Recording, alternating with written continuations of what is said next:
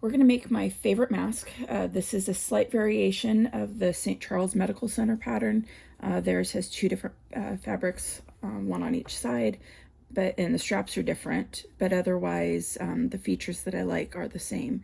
It has a pocket down here at the bottom so you can insert a filter or a different mask inside it. And then there's also a little channel here at the top where you can put a wire for making it conform to your nose. That just gives you a bit better protection. We're going to use this jig that we made out of box. It's just a nice thin piece of cardboard. This will do 2 pleats, and which this is the same jig I used for the St. Charles pattern. And then we're going to use 8-inch piece of elastic that's 1/4 inch wide on each side of this. And there's 3 different sizes here. So depending on the person, they may need a different size. So my husband, this large one fits better. It starts at 9 inches wide by 17 inches tall. This one is 8 inches wide by 17 inches tall, and this one is 8 inches wide by 16 inches tall. And this is the size we're going to make now. It's just an easy dimension to use. So we're going to start with this 8-inch by 16-inch piece of cotton that was pre-washed. We're going to sew along the 8-inch side. We're going to do a 1/4 inch seam and a 1/4 inch seam folded over. I'm going to move the needle over to the right, so we're just going to do a real small 1/8 inch seam. I'm not matching the thread because it just was taking too much time to change, so we're just going to roll with it. So you get a couple stitches in and then do a 1/4 inch fold and a 1/4 inch fold. Tuck that in.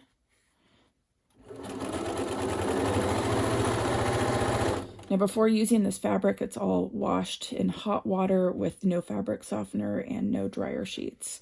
And then that's both to pre-shrink it as well as to keep me safe from anything that might have been on this fabric.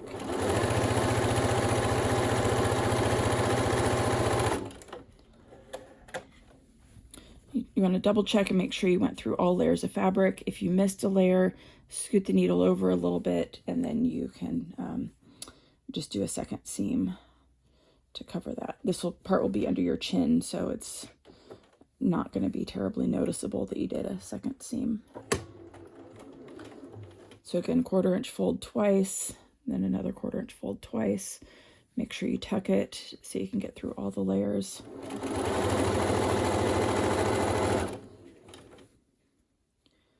Now there's new research almost daily on what to use for filters, and whether or not you need to wear these. Right now they're suggesting you wear them every time you go in public, but it's not required.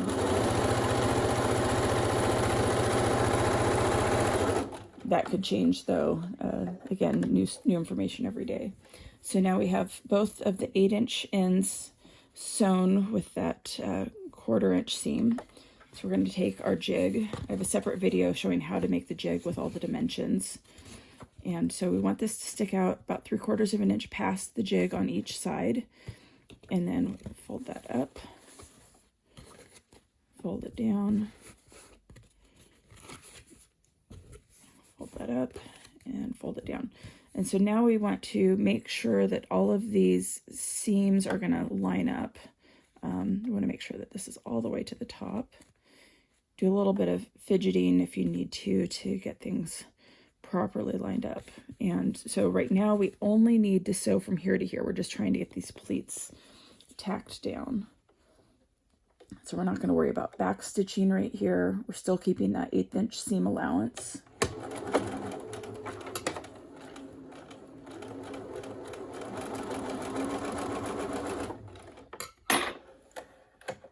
And then flip it around and do the other side.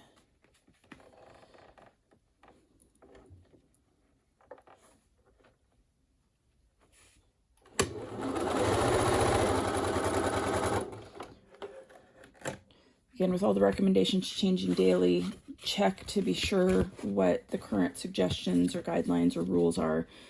Currently, they're saying use tightly woven 100% cotton fabric. Not to use polyester, or sorry, well, don't use polyester, but also don't use flannel. The flannel is very uncomfortable to wear, and it's too porous, so it's not very effective. And then the filters, again, suggestions are changing on that. 2 weeks ago, they were saying use HEPA bags. Now they're saying do not use HEPA bags. Check the rules, do your own research. Use trusted sources instead of just blogs to confirm information.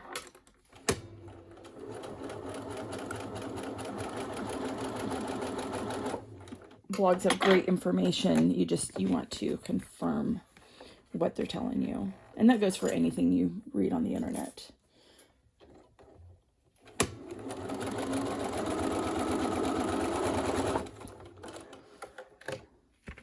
So by using that jig, that took the pleating from being one of the most time-consuming parts of this process to being actually really quick and nice and easy. So we're going to do my favorite seam. It's called a French seam, and so we're going to actually do it with the right sides out and this sticking out, which seems a little odd right now, but at the end you'll see why we do it that way. It gets it so everything's nicely tucked away inside. And so again, we're still keeping it with that 1/8 inch seam allowance. Here we do want to back stitch. Now we want to take a moment to make sure everything's lined up over here on this side to make sure we don't miss any layers of the fabric. So I fold this over. You don't want to twist in that. It will be uncomfortable.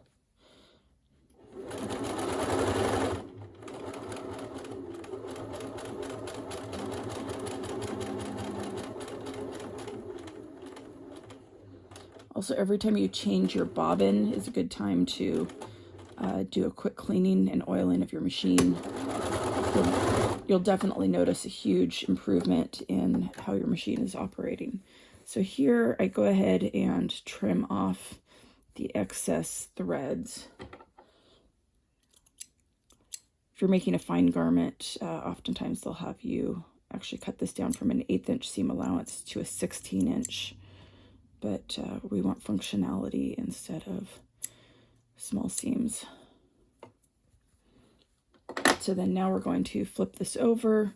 Again, we're going to start at the side that has our filter for the pocket for the filter. And we're going to set this right on top. I like this design because I'm not trying to deal with a loose piece of elastic tucked away inside. It's right here on top, so I can control what's going on, and keeping that control makes it easier to do this pattern.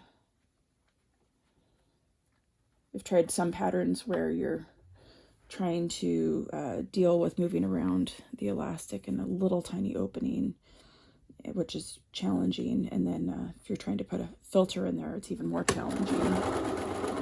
Because having that big pocket is really nice.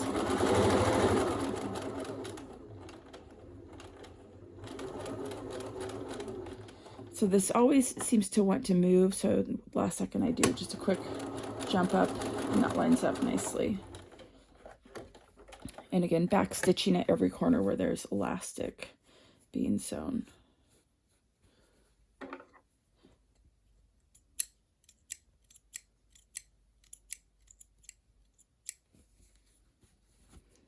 So then now we're going to flip this inside out. Oops, thread on me.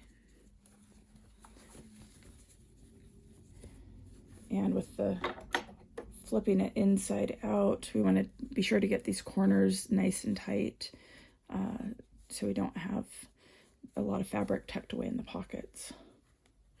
So I use a letter opener. I know other people say they use chopsticks. And I'll just find what works for you. So we want to get this so everything's nice and taut. So again, we're going to start with this corner because we want to control this, need the most control in that section. So we're going to stick this under here. We're now going to move our needle back to the middle. So we're going to give it a 1/4 inch seam allowance.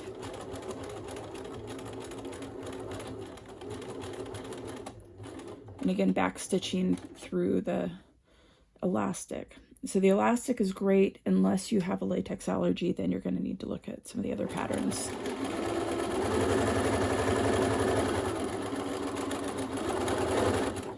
Of all the patterns I've tried and watched videos for, my favorite, aside from this, would be the St. Charles Medical Center pattern, their new April 2020 pattern that's most similar to this. I like it both in terms of how you make it as well as the functionality of how you use it, that it gives so many options. I just went on a hike with a friend who had a version of this that I made for her a couple weeks ago while she was working still, and she was working with the public, and she was able to fit a regular mask inside of this and wear that for our hike. So anyway, at this point, if you want to just tape this edge over your nose, this would be completed. I have a separate video where I show how to do this just from start to finish really quick, and I'm not really giving details. But from here, I would typically add the nose channel. I really like this because on the inside, there are no loose seams to fray anywhere. And so it tucks everything nicely. So remember how I didn't change out the thread. You do see the thread at the bottom, but otherwise you're not seeing the thread because it's all tucked away nicely. So that's another reason I like this. But just the form and function on this is really nice and easy. So then if we're going to do the nose channel, I have another template. And so this is the same template that I use on the St. Charles mask, and it gives us a 4-inch wide channel that's about a 1/2 inch tall. For personal masks, I tend to actually make it a little shorter than the 1/2 inch tall, but this works really well. So it's 4 inches wide, 1/2 inch tall, and then there's going to be a 3/4 inch opening. So we'll move our guard there. We find our line. Pay attention to where, this is one where your thread is going to stand out a little bit, but so you can change the thread if you want to for this section, but it depends on who you're making it for and what you're doing with it. So, and then you can go to the other side. We find our line that we made here. This one, we want to have the needle end in the down position, so I'm going to do about 2 stitches. I unfold that pleat because I do not want to sew through the pleat.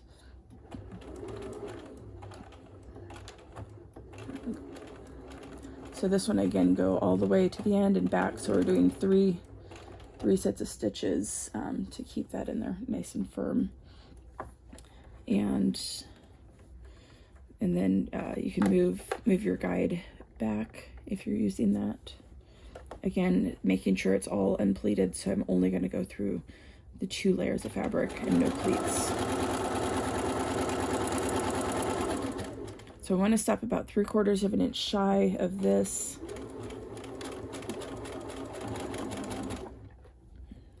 The needle in the up position, and now this mask is complete. You can insert that wire for conforming this around your nose, so then you're not going to have any gaps around your nose. The gaps are where you're going to have the most likely potential for contamination. So you don't want a gap on the sides, around your nose, or by your chin. If you want to, one other feature that I'll sometimes do, that I like to do, is to do a dart at the bottom, and I just do a folded dart. And so I fold this in half to find where my middle is, and then I grab just a little bit on each side. So I'm making that maybe a 1/4 inch wide, and so it's just doubling back and forth. So it has a little Z. And then between the seam that I already did and the edge is where I'm going to sew that in. So that way I can take it out later if I want to.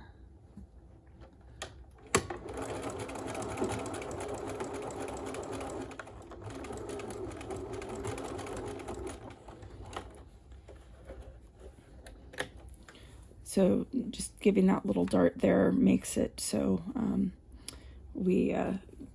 it'll tuck a little bit better under your chin. Everybody's different. Some people really need it for protection. Others, it won't fit. So if it doesn't fit them, they can take that out without having to undo a seam. So this just gives a lot of flexibility. So I'll add that on some of the masks if I know who the end user is.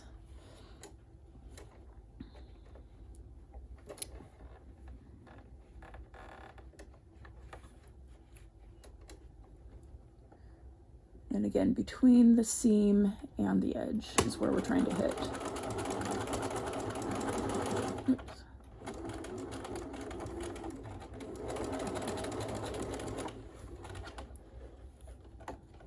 So, and again, this is going to be tucked under the chin, so even though that wasn't the most elegant and stitching I've ever done, it does the job, and it'll be tucked away anyway. So this one, we have our pattern facing up. At the hospitals, they do prefer 2 separate fabrics so you can tell what is the front and what is the back. This one you can see that this way that the figures are up, this are upside down. You can also just write on the back, write the word back. And so I have some fabric markers, permanent fabric markers. And so I can just write back. And it doesn't have to be pretty, but just getting that written on there a couple of times can help remind you as you're putting it on. Because if you take it off partway through the day and then put it back on, you do not want to put it on backwards, because that will contaminate yourself. So you could get sick if you put it on backwards. Most of the time I find that I'm not going anywhere most of the time, and then I put it on, I go into the grocery store, and then I take it off and wash it when I get home. But I have room here to put a filter. And this is my favorite one. Again, different sizes. This one I started with the 8" by 16" and 2 pieces of 8" elastic, and gives some good protection. And after you've made a mask, it always has to be washed. Do not handle anybody else's mask. So they need to sanitize it before wearing it, and don't handle filters for anyone else either. But good luck. Check out the tutorial on how to make the template, and then it's also a tutorial on how to make bias tape for the St. Charles mask or other hospital masks. And that's just done with 2 pins. So good luck. Happy sewing.